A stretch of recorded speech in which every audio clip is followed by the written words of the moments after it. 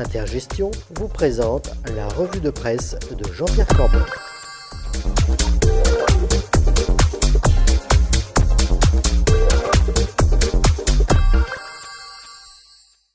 Bonjour à tous et bienvenue dans la revue de presse de Jean-Pierre Corbel. Jean-Pierre, bonjour. Bonjour Lisa, vous allez bien? Très bien, je vous remercie. Eh bien, vous êtes là, bien sûr. Donc, Bogdan est en vacances, il est à la neige, mais figurez-vous, on n'arrête pas la technique et grâce aux équipes de Philippe Montauroy, on a un direct haut des pistes avec Bogdan. Bogdan, c'est à toi, vas-y.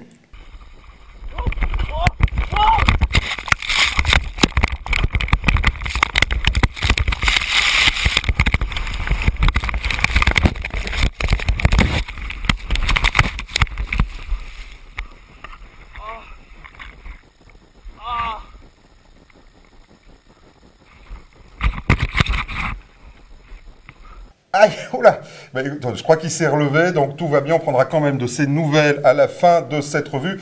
Bogdan, je t'avais dit, fais gaffe, à ton âge, c'est pas raisonnable. En tout cas, j'espère que ça leur a servi de leçon. J'espère aussi.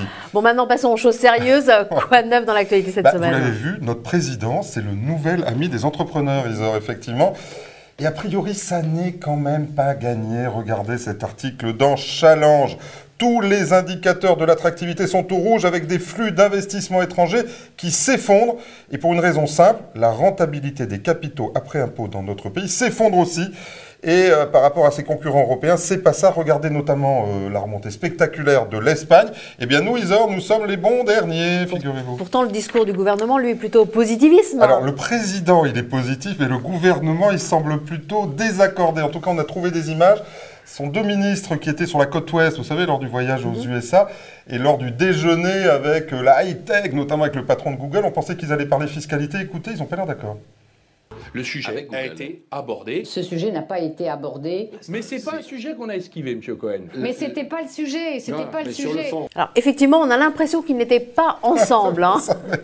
Quelles sont les conséquences de ce manque d'investissement? En général, l'emploi, toujours l'emploi, encore l'emploi, Isor, bien évidemment. Regardez, 25 000 emplois, notamment dans la construction. Hein. C'est vraiment quand le bâtiment va, tout va, 25 000 emplois de moins. Et a priori, ça n'est qu'un début. Mais pourtant, loi Duflot, loi Allure, le gouvernement a voulu mettre en place de petites relances. Alors tout ça, c'est Madame Duflot, effectivement, la loi Allure qui a été votée la semaine dernière avec ces deux mesures phares. Figurez-vous, regardez cet article dans le Figaro, le plafonnement des rendements avec un loyer médian fixé par les préfets. On imagine, les propriétaires devront s'y conformer et ne pas fixer de loyer supérieur à 20% de ce loyer médian. Alors déjà que l'immobilier ne rapporte pas grand-chose, eh bien on imagine la désertification des investisseurs avec ces nouvelles contraintes.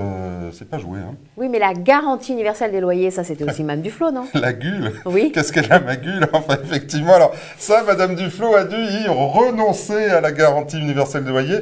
Et cette garantie qui devait être répartie entre le propriétaire et le locataire, c'est l'État qui la prendra en charge, là aussi on imagine.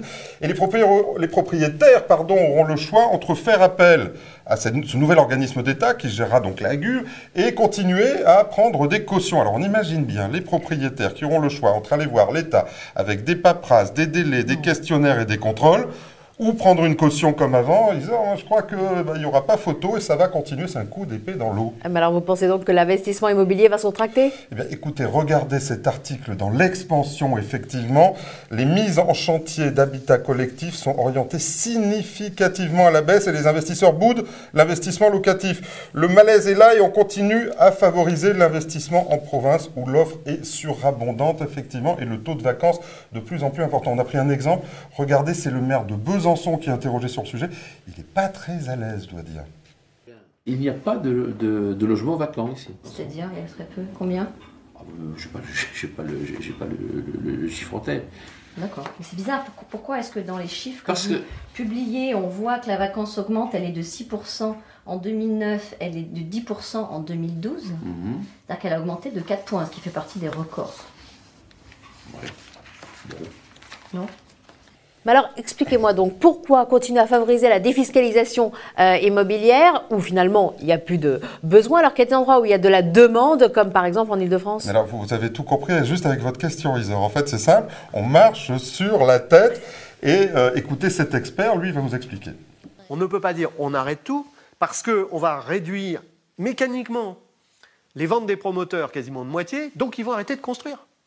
Du coup, le secteur économique de la production de logements neufs est dans une situation de dépendance. Alors effectivement, c'est QFD, hein, mais là, on parle d'immobilier proprement dit pour les particuliers. Oui, c'est ça. Qu'est-ce qu'il en est de l'immobilier de bureau? Alors effectivement, j'en parlais la semaine dernière, Isor, et des investisseurs qui sont très présents. Hein, c'est 95% de la construction sont des investisseurs pour les bureaux, et ils demandent des rendements très très élevés. En face de ça, on a une offre qui est toujours là, mais pas de demande, ou de moins en moins, et de la contraction de la demande, et donc quoi? De la vacance. Sur le sujet, regardez, une caméra cachée qui avait été tournée à Boulogne, on parle du neuf là, parce que sur l'ancien, on comprend bien les logements moins adaptés, on comprend bien que ça marche pas, mais sur les logements neufs, on pensait que tout allait bien. Regardez cette caméra cachée, ça ne rassure pas. Là aussi, on me propose un loyer annuel de 350 € par mètre carré, au lieu des 450 affichés. À une seule condition, ne pas l'écrire sur le contrat de location. Pourquoi on n'affiche pas directement le vrai loyer? Le manuel va être valorisé à 200 millions parce que le loyer est 450, 500 € par mètre carré. Si vous écrivez en gros sur le document que finalement le loyer est à 250 ou 350 €, le manuel va être la même valeur. Effectivement, là, on était plutôt dans le flop. Voilà. Vous avez bien un petit top cette semaine. Alors oui, bien sûr, pour vous, déjà j'ai vous êtes un top, mais en plus j'ai le décret des PEA, PME qui devrait sortir, c'est annoncé enfin pour peut-être la fin de la semaine, là, dit-on.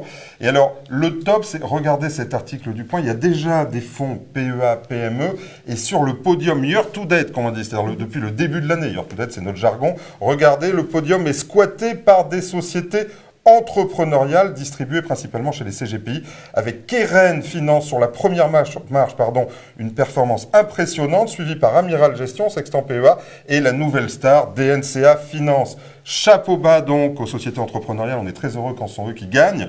Et puis attention quand même, PEA, PME, attention à la liquidité, on se souvient 2008, donc à consommer vraiment, mais avec modération dans vos portefeuilles. Bon, et vous avez bien un petit juste pour rire. Alors, on y était tout à l'heure avec Bogdan, alors on a pris de ses nouvelles. Rassurez-vous, Bogdan va bien. Mais Isor, vous saviez, il est en vacances avec notre ami Christian Bito. Et on sait, Christian, il est un peu frileux. Alors quand il a vu la chute de Bog, eh bien, il s'est dit, je vais me mettre à la luge. Apparemment, ça ne marche pas mieux. Regardez ça.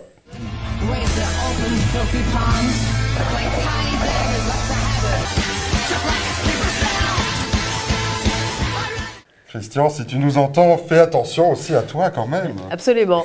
Bon, bah Jean-Pierre, merci. C'était un plaisir, on s'est bien amusé avec toutes ces images de neige. Exactement. Quant à vous, eh bien, je vous remercie de votre attention et à très bientôt.